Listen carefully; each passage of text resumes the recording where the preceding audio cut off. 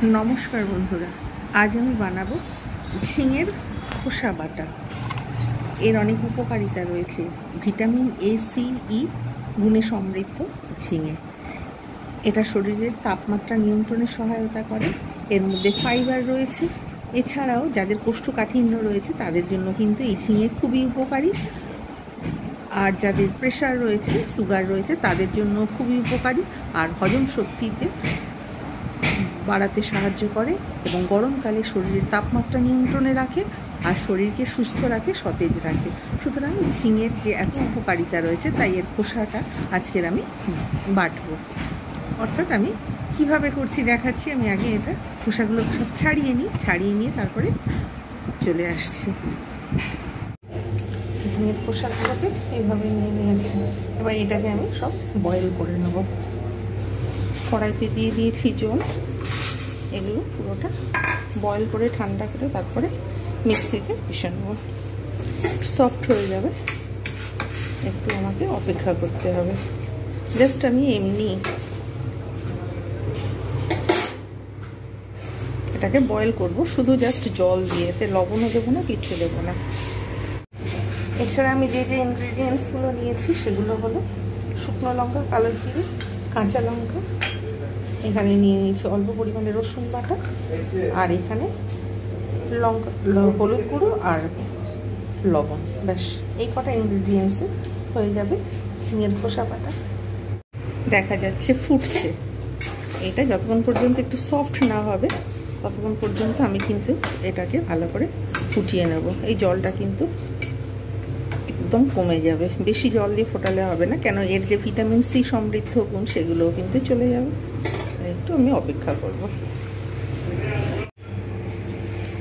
খোসাটাকে আমি বয়েল করে নিয়েছি। এবার ঠান্ডা হলে এটাকে ব্যবস্থা করব, নাহলে কিন্তু ব্লেন্ডার বাস্ট করে যাওয়ার সম্ভাবনা থাকে। গরম অবস্থাতে কোনোভাবে এটা করা ঠিক না। আমি এখানে ব্লেন্ডার নিয়ে নিয়েছি। এবারে এগুলোকে সব এর মধ্যে দিয়ে দেবো। এর সঙ্গে দুটো দেবো কাঁচা লঙ্কা। এবার আমি এটাকে পিষে নিয়ে চলে আসছি। ব্যাস এটা পিষে নিয়ে চলে এসেছি। ঠিক এইরকম হয়েছে।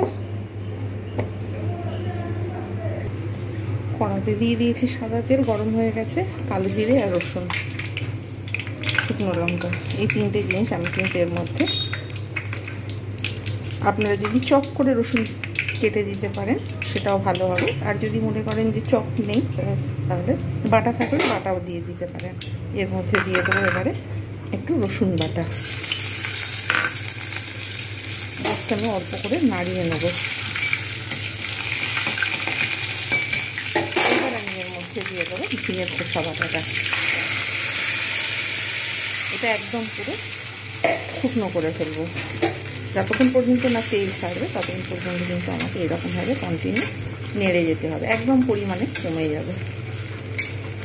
এবারে এতে দিয়ে দেবো পরিমাণ মতো লবণ এবং হলুদ।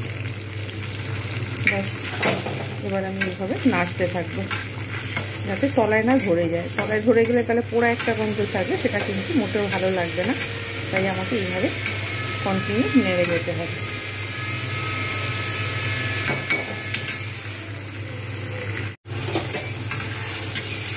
তেল ছাড়তে শুরু করে দিয়েছে, অনেক সুন্দর একটা স্মেল আসছে। নিরামিষ এই ঝিঙের খোসা বাটা এত সুস্বাদু হয়, ভাতের সঙ্গে কিন্তু এটা দুর্দান্ত লাগে গরম ভাতের সঙ্গে। এইবারে আমি এতে টেস্টের জন্য আর একটু জাস্ট চিনি অ্যাড করব, ঠিক অল্প পরিমাণে। আর একটু বাদে আমি কিন্তু এটা নামিয়ে নেব। আর একটু শুকনো শুকনো করে নেব। আপনারা অবশ্যই বাড়িতে এইভাবে ট্রাই করবেন।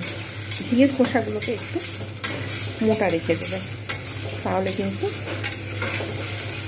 খুব ভালো হবে। অতিরিক্ত পাতলা করলে সেই খোসাটা কিন্তু অতটা ভালো লাগবে না, কিন্তু একটু এরকম মোটা করে রেখে দিলে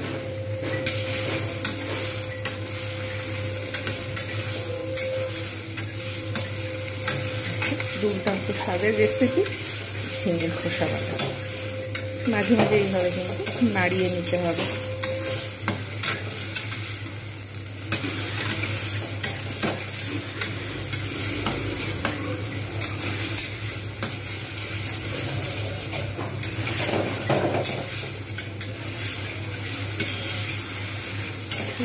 তেল ছাড়তে অলরেডি শুরু করে দিয়েছে।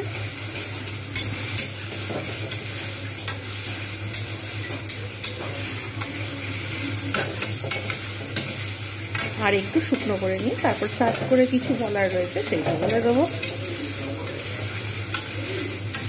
গরমকালে কিন্তু শরীরও ঠান্ডা রাখে, খেতেও অসম্ভব দুর্দান্ত লাগে। এইরকম অবশ্যই আপনারা বাড়িতে ট্রাই করবেন।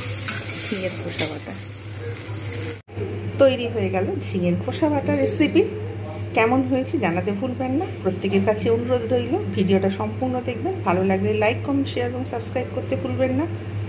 যারা যারা টুইটার থেকে দেখছেন, ইনস্টাগ্রাম থেকে দেখছেন, তাদের অসংখ্য ধন্যবাদ। আর এটা গরম ভাতের সঙ্গে অসম্ভব দুর্দান্ত লাগে। এই রেসিপিটা আমি যেভাবে বানিয়েছি অবশ্যই বাড়িতে একবার ট্রাই করুন। আর একবার ট্রাই করলে তখন মনে হবে যে বারবার এই রেসিপিটা বানাই, এত ভালো লাগে এই রেসিপিটা। আজকের মতো এতটুকু। এইরকম নিত্য নতুন ভিডিও পেতে চ্যানেলটাকে সাবস্ক্রাইব করুন, এটা আমার আন্তরিক অনুরোধ রইল প্রত্যেকের কাছে। আজকের মতো এতটুকু। Bye bye and take care.